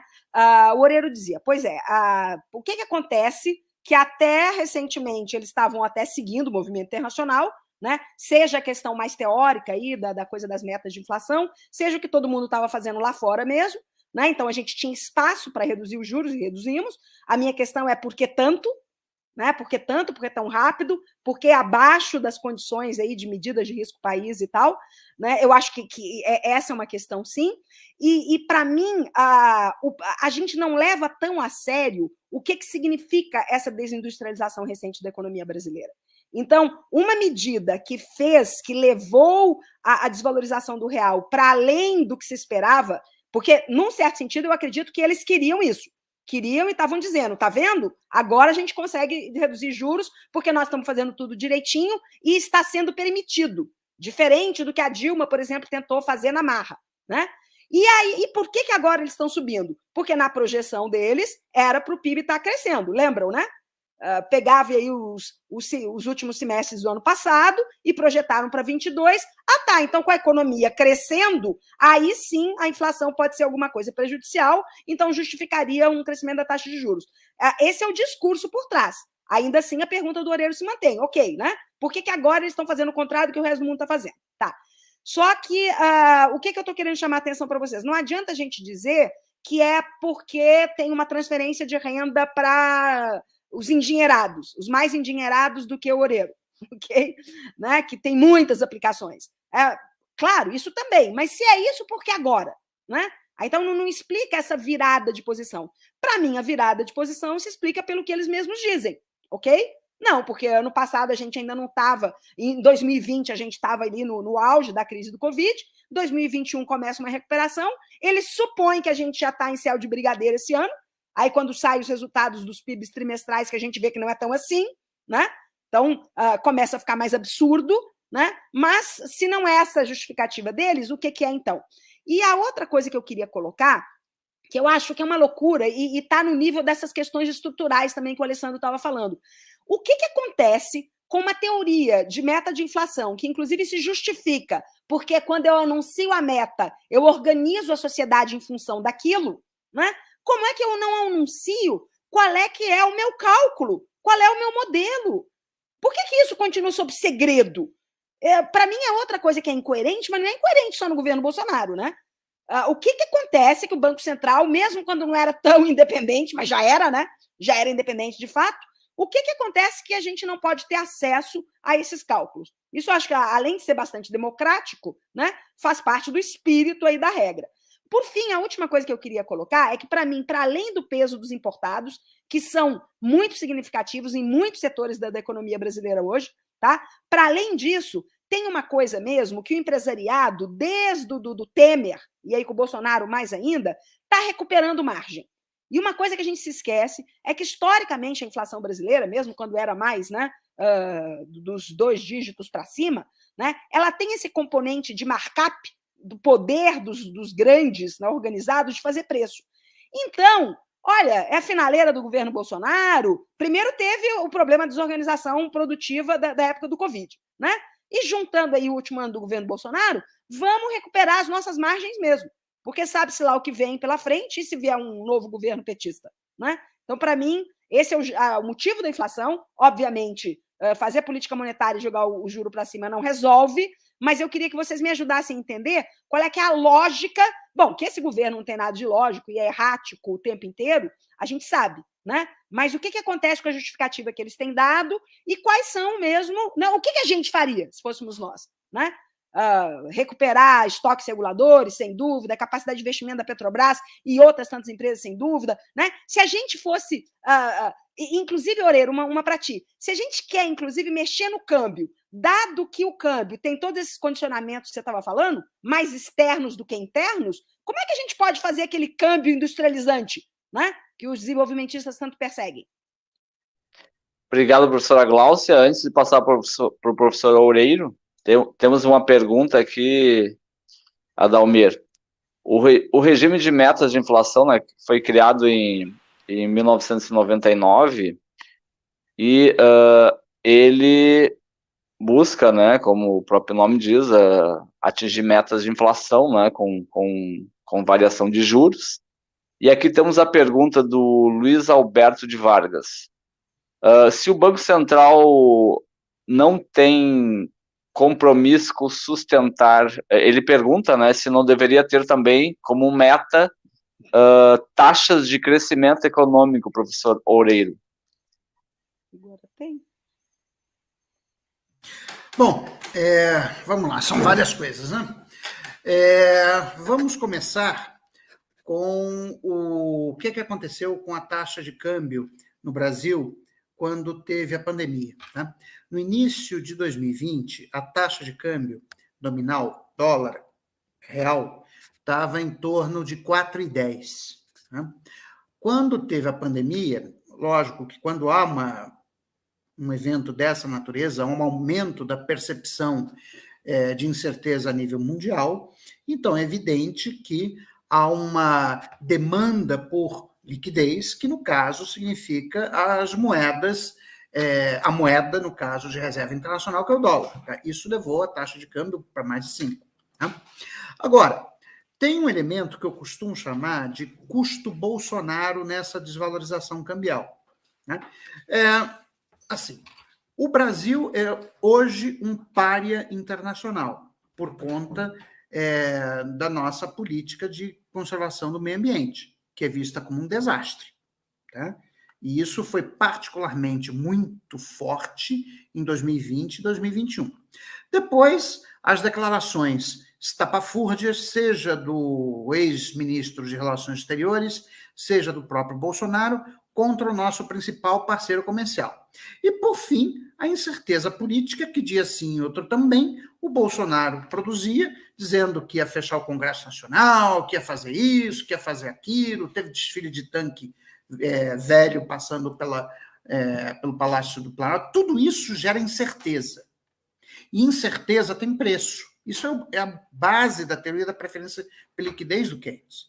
Quer dizer, quando aumenta a percepção de incerteza, ocorre um aumento da preferência pela liquidez, e isto significa, numa economia financeiramente globalizada, como é a nossa, que a conta de capitais é muito aberta, que há um aumento da procura por reserva de valor internacional, que é o dólar. Tão simples quanto isso. Por isso que a taxa de câmbio foi lá para cima. Não foi porque o Banco Central reduziu os juros para 2%, como eu vi, lamentavelmente, alguns economistas heterodoxos mais jovens embarcarem nessa ideia de que, para reduzir a inflação, você tinha que valorizar o câmbio, né? E, para isso, você tinha que subir os juros. Eu vi economistas heterodoxos jovens, alguns dos quais são meus alunos, não vou dizer os nomes, tá? Mas que disseram isso. Coisa que nós, né, Dalmir, a gente já, desde lá do início do governo Lula, tá, que a gente lutava contra, porque a gente esperava que o Lula fosse, no primeiro mandato, mudar a política econômica. Tá? E ele não mudou. Tá? No primeiro mandato, ele manteve exatamente a política do Fernando Henrique Cardoso, pelo contrário, ainda fez mais duro. Tá? Bom, quanto à questão da professora Glauci, assim, o câmbio, para que a gente tenha um câmbio que possa gerar os incentivos necessários à reindustrialização, esse câmbio ele precisa ter as seguintes propriedades. São 3 propriedades, segundo o economista argentino Roberto Frankel. Ele tem que ser competitivo, ele tem que ser estável, ele tem que ser sustentável. Ok? Bom, câmbio competitivo, sempre a gente vai ter divergências de metodologia sobre quanto deve ser, quanto não deve ser, mas eu acredito que um câmbio dólar-real em torno de 5, ele é competitivo. Tá? Mas não basta alcançar o nível para que ele gere os efeitos de reindustrialização. Ele precisa ser estável. Justamente o que a história do câmbio no Brasil mostra que ele não é. Ou seja, os períodos nos quais a taxa de câmbio permaneceu competitiva foram períodos muito curtos. Ou seja, períodos de câmbio competitivos são breves e são seguidos por longos períodos de câmbio sobrevalorizado. A gente já está vendo aí, ó, o câmbio já está se valorizando de novo. Tá? Então, você tem que controlar a volatilidade do câmbio. E como é que você controla a volatilidade do câmbio? Só tem um jeito, é você introduzir controle de capitais. Então, essa lei do câmbio que o governo, não sei se já aprovou ou vai aprovar, enfim, eu não sei exatamente como está a tramitação dessa lei, é um desserviço por a nação brasileira, porque está retirando da autoridade do policymaker, da autoridade de formulação de política econômica, instrumentos de ação. O similar ao que o Alessandro falou dos estoques reguladores. Quando, desde lá do governo Temer, e depois o Guedes deu, assim, pôs a pá de cal no caixão, acabou com os estoques reguladores, você ficou sem política de intervenção racional, que funciona, né, no sistema, nos preços dos alimentos. Você perdeu o instrumento, mas, ou seja, você deliberadamente jogou fora um instrumento de política econômica, em nome de uma suposta eficiência. O Guedes falou, porque custa muito caro. Agora olha aí, olha quanto está custando. Por causa dessa... professor. Deixa eu só terminar isso aqui. Em função de não ter os estoques reguladores, o preço dos alimentos está lá em cima e você teve que subir juros. Quanto custa isso? Bom, por fim, voltando à pergunta agora do nosso internauta, quer dizer, quando foi concedida a autonomia formal do Banco Central, quer dizer, os deputados e senadores colocaram lá no termo da autonomia que o Banco Central deveria se preocupar com o crescimento econômico. Bom, o problema é que isso não foi definido direito. Né? E isso significa que, na prática, o Banco Central vai cumprir o mandato para o qual ele tem uma definição muito clara, que é a meta de inflação medida pelo índice de inflação cheio, ou seja, sem expurgos, durante o ano calendário. É esse o mandato que o Banco Central tem. Então, se a gente não mudar, se nós não reformarmos o sistema de metas de inflação, se nós não reduzirmos o grau de abertura financeira da economia brasileira, nós não vamos reindustrializar a economia e nós vamos ficar com esse crescimento de 1,5%, e aí vamos ser um país extremamente desigual e extremamente pobre. É isso que eu queria dizer. Obrigado, professor. Antes de passar para ti, Adalmir, eu tenho uma pergunta aqui que eu acho que é mais direcionada ao Alessandro. Aí eu sugiro que o Alessandro responda, e aí depois eu te passo, Adalmir, para tu fazer uma provocação final, tá? Professor Alessandro, a pergunta é do Andrés Ferrari, que é professor também. Pela guerra na Ucrânia, se teme, em particular, aumento de preço de alimentos. Em concreto e no imediato, o que fazer para evitar a fome no Brasil? Eu acho que tem relação com a sua fala anterior. Sim. Bom, primeiro, diretamente a questão, essencialmente, uma ação importante são programas de renda mínima como estão sendo colocados. Então, essa é uma discussão na qual a gente viu no passado se expressar muito uma posição de desses setores mais ligados ao mercado, né? Que o mercado é esse elemento, esse oligopólio financeiro, que se usa o termo mercado para descrever, né? O oligopólio financeiro que gera a riqueza privada brasileira, em relação a esses programas de renda mínima. A gente viu toda uma oposição, existe um debate, uma discussão que não cabe entrar aqui sobre o uso político, etc., mas o fato é que é necessário transferir rendas para as pessoas de maneira a tentar mitigar esse tipo de dano. No curto prazo, o que daria? É complexo, porque teria algumas ações que poderiam ser feitas. Poderia, por exemplo, agora, recentemente, a gente viu um caso de uma exportação de trigo efetuada pelo Brasil para o exterior, num contexto que a gente sabe que o trigo vai subir de preço. É possível tentar criar mecanismos de contribuições que tentem alterar esses preços relativos, tornando mais caro a exportação e não gerando um diferencial de rentabilidade tão grande. É uma alternativa. É evidente que isso requer uma análise um pouco mais rigorosa para avaliar a viabilidade desse tipo de estratégia. Evidente que assegurar os fertilizantes, os custos, nesse contexto, a gestão dos custos, principalmente da produção de alimentos, é uma preocupação que seria interessante o governo ter nessa racionalidade, mas a gente também não vejo isso acontecendo. Então, é complicado, realmente é preocupante. Acho que a única ação que está acontecendo é uma ação um tanto desestruturada, que é o auxílio emergencial, que é digamos assim, ele é uma involução comparando com os outros programas de renda mínima que o país já teve, mas ainda assim ele é um programa que certamente vai ter algum efeito em relação a isso, né? Então, me parece que essas são algumas questões que seriam possíveis de ser imaginadas, só que aí o que acontece? Aí eu vou entrar nas outras questões.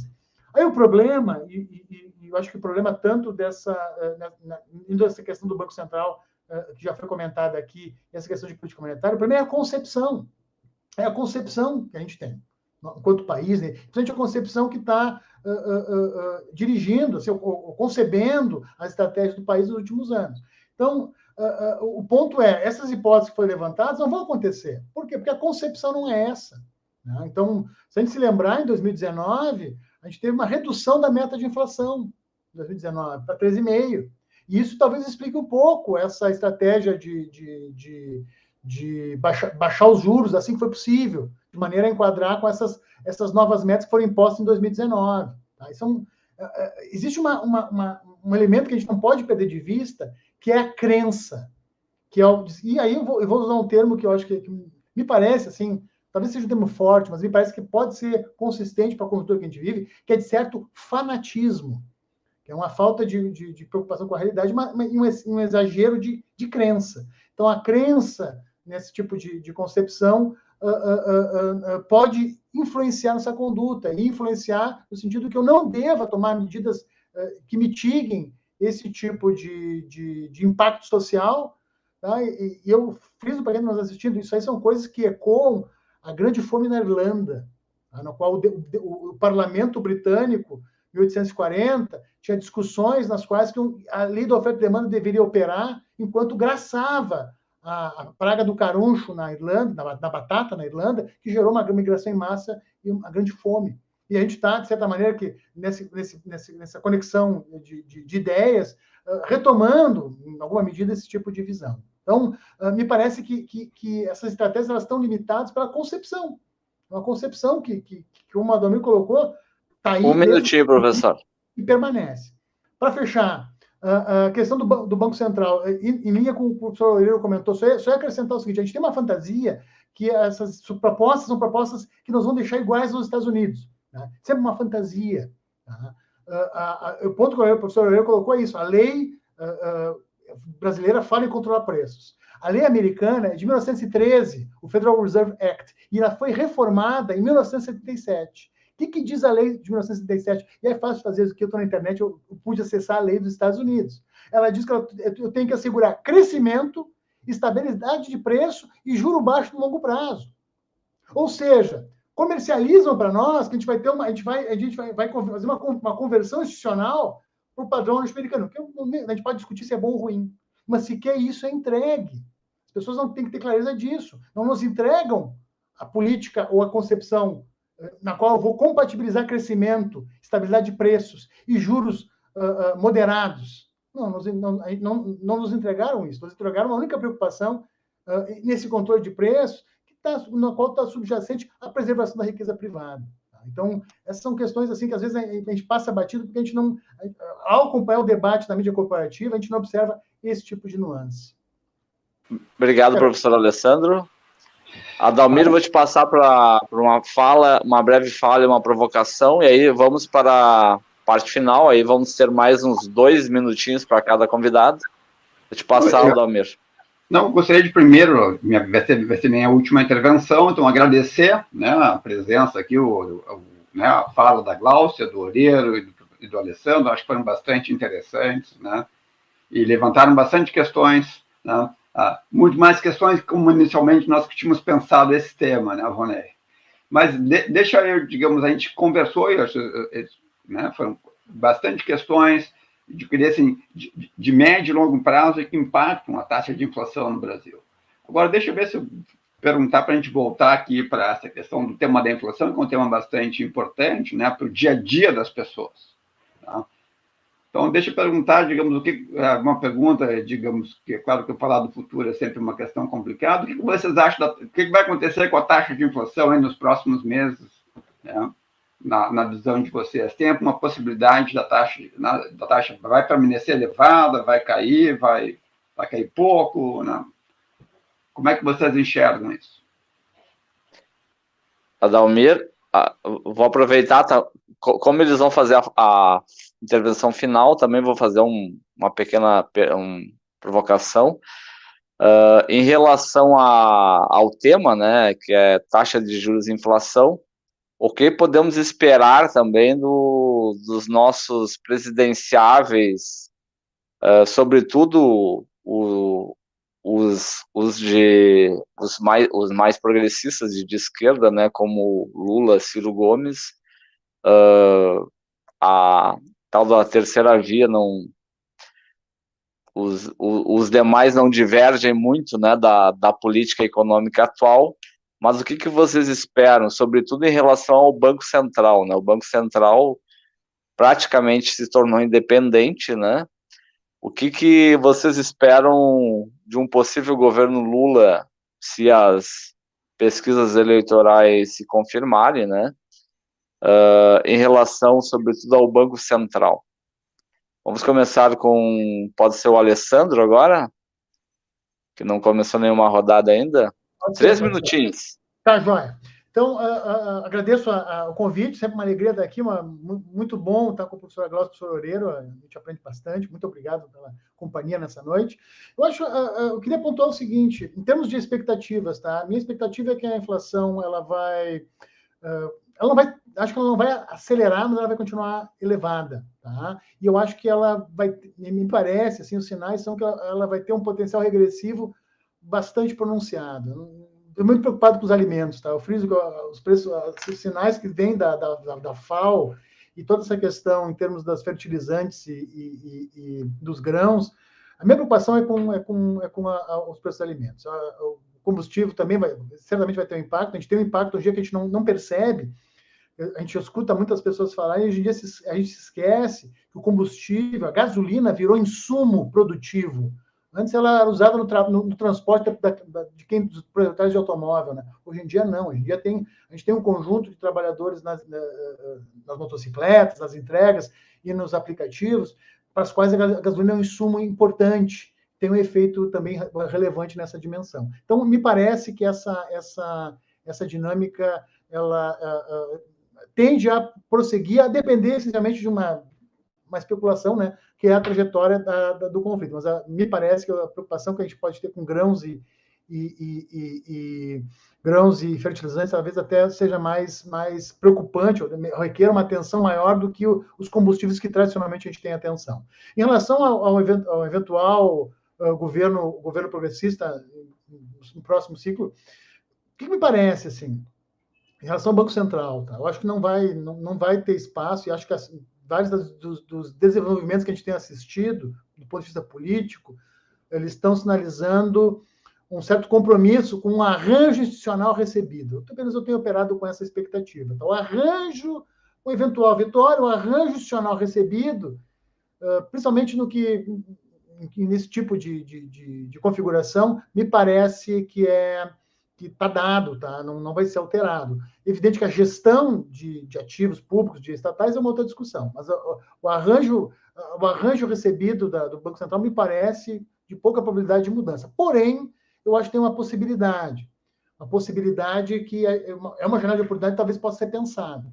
Na medida que eu vou ter mais rigidez de política monetária, porque eu tenho um Banco Central agora que é autônomo, talvez a gente possa pensar e possa tentar construir, evidente, com bastante reflexão, ao longo desse ano e do início do ano que vem, políticas fiscais mais autônomas também, uma retomada da política fiscal. A gente ficou preso por muito tempo em termos de política monetária, que é uma herança também desse processo que vem lá dos anos 80, do que se considerou que é a política fundamental para a gestão macroeconômica. Talvez isso abra espaço a gente fazer política Obrigado, professor. Conversar a política macroeconômica. Obrigado. Professora Gláucia. Bom, pode ser. Mas olha só, acho que dá para responder a do Adalmir. A tua não dá, não, em 2 minutos. Mas olha só. 3 minutos, professora, 1 minutinho a mais. Tá. Então, eu diria o seguinte, em inflação, concordo com o Alessandro que a tendência fica alta, até pelo motivo singular que o Oreiro tinha dito, né? Tem tudo a ver com expectativa, um governo tão errático quanto esse, que inclusive, dê uma de mais populista, né, e resolva, inclusive, sair fazendo gastança, talvez até política fiscal agora, né, Alessandro? Então, tudo pode se esperar daí. Como é que o mercado responde a isso? Aumentando preços. Então, nesse sentido, eu acho que é por aí. Mas eu vou aproveitar a tua provocação, com essa coisa mesmo dos próximos governos, com isso que a gente estava falando de inflação e câmbio. Por que eu vou fazer esse link? Porque uma coisa que me incomodou bastante na era Lula foi a coisa de ter mantido o câmbio valorizado, e um dos motivos era, inclusive, para manter o poder de compra dos salários. Vocês lembram? Então, assim, eu acho que a coisa do câmbio, viu, Oreiro? Por isso que eu me pego muito por aí. A coisa do câmbio, ela de jeito nenhum pode parecer como, né, a medida, né? Nem para poder sustentar, né, a alegria dos trabalhadores, nem para poder fazer o tal do câmbio industrializante, porque senão, por exemplo, Oreiro, na tua resposta ficou me devendo, porque, como tu bem colocou, se a questão tem tudo a ver com a questão mundial, se tem a ver com as exportações de commodities, se tem a ver com os preços internacionais, não adianta eu só fazer controle de capitais. Só se eu proibir a carne também de ser exportada, né? Porque senão a carne brasileira vai ser exportada. E se não for exportada, os caras vão exigir internamente um preço lá em cima. Quer dizer, a essas alturas do campeonato, está complicado fazer isso. A globalização realmente ela significou, meu Deus. Não é à toa que tem uns economistas dizendo, não sei se vocês viram uma palestra do Hernani outro dia, super interessante, ele está chamando o avanço americano hoje de antiglobalização, de desglobalizante. Porque, de fato, a globalização coloca um alto grau de independência dos países que as políticas ficam todas muito amarradas. E no caso da monetária, mais ainda, por conta de tudo isso. Juro, câmbio, né, os trade-offs envolvendo um e outro. E aí, para matar rápido essa fala, acho que o Alessandro matou a charada aí no final. E não é à toa que a gente aí da MMT, do Instituto das Finanças Funcionais para o Desenvolvimento, defende o quê? Política fiscal e, principalmente aí dentro, né, uma política de garantia de emprego. Porque se você garante emprego, inclusive essa preocupação com a inflação que penaliza mais os mais pobres, né, Alessandro? Se você garante que as pessoas tenham pelo menos o mínimo, né, e não fiquem ali no desalento, né, ou nos empregos que não adianta mais ir de moto, tem que ser de bicicleta mesmo, né, para poder fazer entrega e pagar o custo disso. Então, eu acho que é a hora. E aí a gente tem que desmontar a outra perninha do discurso ortodoxo, que é esse de que não pode gastar, o dinheiro acabou, mesmo quando está provado e desprovado, né, porque o dinheiro apareceu o tempo inteiro em 2020, né, aparece o tempo inteiro quando você quer salvar banco, etc, etc. Então, não existe isso, não existe teto, e eu fico muito feliz quando eu ouço falas do Lula, principalmente. Eu acho muito engraçado o Ciro ter toda uma visão de desenvolvimento até interessante, mas ser fiscalista. Esse eu acho assim, ficar todo orgulhoso, né? Dizer, eu paguei a dívida do Ceará, dívida pública é um horror. Então, eu acho que essa é a última amarra que a gente deve derrubar, né, Alessandro? Para poder fazer política fiscal e não ficar nesse imbróglio todo da política monetária, que para mim tem a ver, sim, com essa questão externa, mas tem a ver com a questão externa, inclusive na administração do juro. E não é à toa que os petistas deixaram o juro alto também, né? Porque era para atrair capitais, investimentos, mesmo esse capital volátil, né? Então eu espero, o Valmir, o Volney, que da próxima vez a gente não faça isso, né? Qualquer que seja aí o programa detalhado do governo Lula, tomara que ele abra mão da coisa fiscalista e abra mão também de um único câmbio mágico. Obrigado, professora Glaucia. Professor Oreiro. Bom, sobre o comportamento da inflação, o próprio Banco Central já admitiu esta semana que, pelo segundo ano consecutivo, ele vai estourar o regime de metas de inflação. Quer dizer, o Banco Central está projetando uma inflação de mais de 7% para o ano de 2022.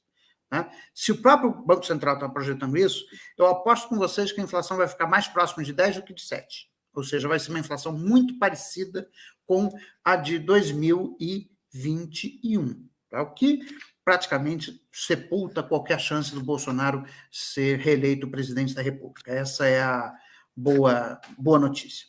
Bom, quanto a um possível governo Lula, quer dizer, realmente não vai mudar, a autonomia do Banco Central não vai cair, mas eu quero lembrar que o Banco Central é apenas o órgão executor da política monetária. Ele não é o órgão normativo. O órgão normativo é o Conselho Monetário Nacional. E por dentro do Conselho Monetário Nacional você pode fazer, por exemplo, a reforma do regime de metas de inflação, mudando o prazo de convergência da inflação do ano calendário para 24 meses, alterando a meta, né, para ser, ao invés do índice cheio, ser o núcleo de inflação. Né? Você pode, enfim, fazer várias coisas dentro, inclusive colocar controle de capitais que são da alçada do Conselho Monetário Nacional e, portanto, do próprio governo. Tá? Quanto ao debate fiscal, eu acho que a sociedade brasileira hoje já está bastante madura a ponto de perceber que o teto de gastos foi um grande tiro no pé que a sociedade brasileira deu. E que, portanto, você tem que substituir o teto de gastos por algum outro arranjo fiscal. Não vai ser MMT. Tá? Eu acho que vai ser algo muito mais próximo ao que é feito na Europa, né?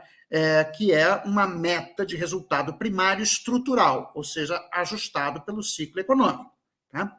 Bom, e voltando à questão da globalização financeira, né? O senhor Vladimir Putin e as sanções que a OTAN, os países do Ocidente fizeram à Rússia, nos abre um enorme espaço de manobra no sentido de que o mundo daqui para frente vai dar alguns passos atrás na globalização. Portanto, você impor controle de capitais num contexto em que os países não têm mais segurança que as suas reservas internacionais são suas, porque foi isso que aconteceu com a Rússia, né? Então, vai mudar a configuração. Né? E isso, então, vai nos permitir reassumir, né, o controle, ou pelo menos ter um pouco mais de controle sobre a abertura da conta de capitais. Quer dizer, quando eu falo de controle de capitais, a gente tem que distinguir isso de uma outra medida que os novos desenvolvimentistas defendem há muito tempo, que é o imposto sobre exportação de commodities. Porque quando a taxa de câmbio se desvaloriza, quer dizer, não fica só melhor para a indústria, fica muito melhor para o agronegócio. E aí você tem 1 tonelada de investimentos em boi, em soja e desmatamento. Tá? Então, você precisa impor, é uma proposta que a gente já tem há muitos anos, tá? E que eu acho que agora, nesse contexto de insegurança alimentar dada pela crise da Ucrânia, você tem as condições políticas de passar no próximo ano o imposto sobre exportação de alimentos e de commodities em geral, que varie de acordo com o preço internacional. Então, quando o preço internacional estiver acima da média histórica, você aumenta a alíquota do imposto. Quando ele estiver abaixo da média histórica, você zera o imposto. Tá? Mas você faz o imposto sobre exportação. Com isso, você redistribui uma parte dos lucros extraordinários do agronegócio para o governo e vincula isso, por exemplo, a um fundo constitucional de descarbonização da economia. Porque, outra coisa, a gente está discutindo aqui o preço da gasolina, mas nós sabemos muito bem que os dias dos combustíveis fósseis estão contados. Tá? Então, nós temos que investir pesado na transformação estrutural da economia brasileira para uma economia de baixo carbono, o que, obviamente, implica em reduzir a nossa dependência de combustíveis fósseis. Bom, eu acho que era isso que eu tinha para responder e espero que, né, no dia 1º de janeiro de 2023 nós tenhamos um outro inquilino, né, no Palácio do Planalto e que a gente possa, então, sair desse pesadelo que a sociedade brasileira está mergulhada. Boa noite.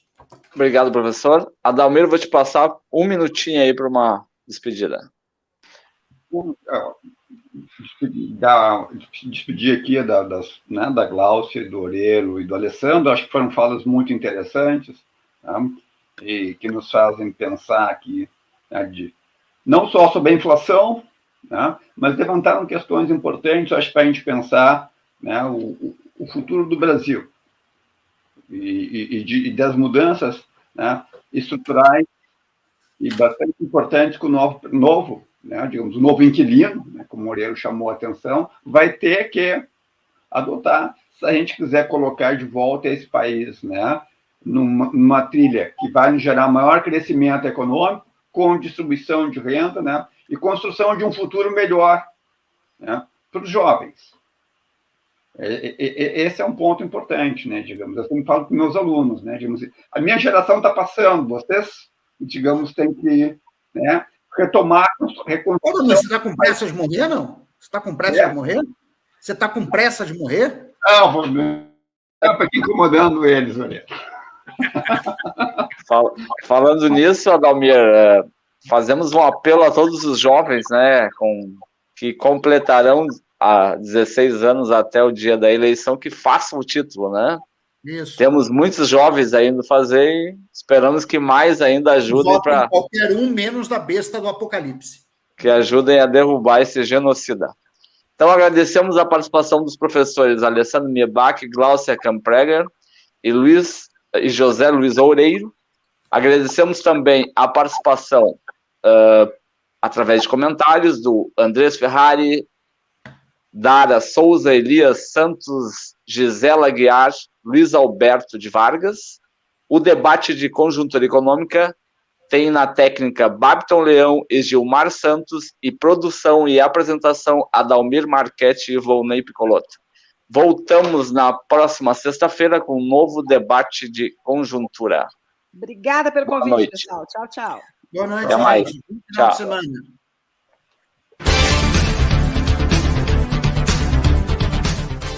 Debates de conjuntura política e econômica. Rede